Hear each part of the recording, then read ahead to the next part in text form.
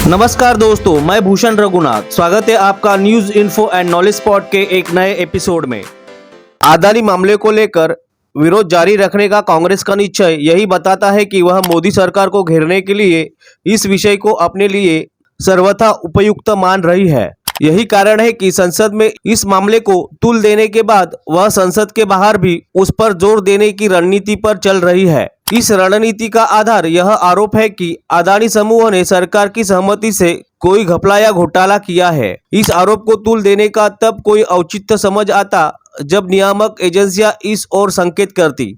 फिलहाल ऐसा कुछ नहीं है और कांग्रेस इससे अनभिज्ञ नहीं हो सकती कि सुप्रीम कोर्ट इस मामले की सुनवाई कर रहा है और केंद्र सरकार उसके इस सुझाव पर सहमत भी है कि शेयर बाजार के निगरानी तंत्र को मजबूत करने के लिए कोई विशेषज्ञ समिति गठित की जानी चाहिए। सरकार इस समिति के लिए विशेषज्ञों के नाम सुप्रीम कोर्ट को सौंपने को तैयार है। स्पष्ट है कि कांग्रेस और अन्य विपक्षी दलों की ओर से यह संदेश देने का कोई मतलब नहीं है कि सरकार इस मामले में जांच से बच रही है। विपक्ष इसकी भी अनदेखी नहीं कर सकता कि एक और जहां केंद्रीय गृह मंत्री अमित शाह ने यह स्पष्ट किया है कि इस मामले में भाजपा के पास छिपाने को कुछ नहीं है, वहीं दूसरी ओर नियामक संस्था सेबी भी अदानी के साथ निवेशकों के संबंधों की जांच कर रहा है और जल्द ही वित्त मंत्री को अपना रिपोर्ट सौंपने वाला है। कांग्रेस और अन्य विपक्षी दल अदानी मामले की अपनी तरह से व्याख्या करने और सरकार पर आरोप लगाने के लिए स्वतंत्र है, लेकिन उन्हें इस पर ध्यान देना चाहिए कि एक समय उन्होंने राफेल विमान सौदे में कथित घोटाले को अपना हथियार बनाया था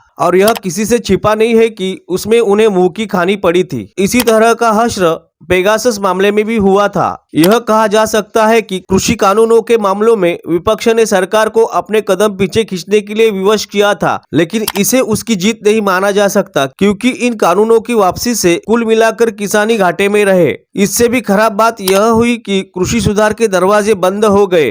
निसंदेह अदानी मामले को लेकर उठे सवालों का जवाब सामने आना चाहिए, लेकिन यदि कांग्रेस यह मान रही है कि संयुक्त संसदीय समिति यानी जेपीसी यह काम अच्छे से कर सकती है तो यह सही नहीं। इसलिए नहीं क्योंकि ऐसे मामलों की जेपीसी जांच राजनीतिक खींचतान में फंसकर कभी किसी ठोस नतीजे पर नहीं पहुंच सकी। अच्छा हो कि कांग्रेस यह समझे कि अदानी समूह सरी के मामलों की जांच संबंधित नियामक एजेंसियों को ही करनी चाहिए।